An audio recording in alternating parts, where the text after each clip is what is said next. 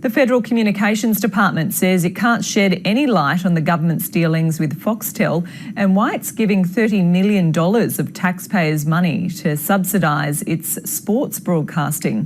The ABC has been told no such documents exist, leading to questions about the accountability of the deal. Mary Guerin reports. When the government decided to give $30 million over 4 years in this year's budget to boost the coverage of women's sport, niche sports and those with strong community links, questions were asked about why all of it went to Rupert Murdoch's Fox Sports. So you just made the call that we'll give $30 million to Fox to do this? It was a decision of government in the context of the overall media package. So how was that decision made? In response to an FOI request from the ABC Radio Melbourne's morning show for correspondence between the government and Foxtel, the Communications Department says such documents do not exist. We'd like to know what the deal is. Surely there's got to be some guidelines, some terms and conditions around that, some deliverables.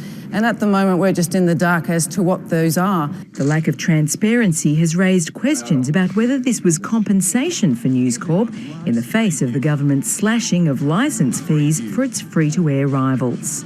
My best guess would be they didn't want to have an enemy in the Murdochs, so they just gave them $30 million and then had to come up with a reason. I think it's easy for people to make that conclusion due to a lack of evidence being provided by the minister.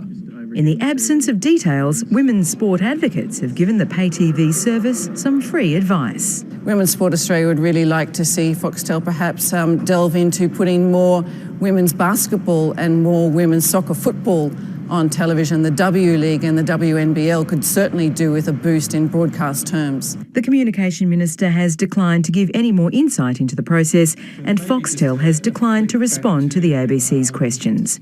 Mary Guerin, ABC News.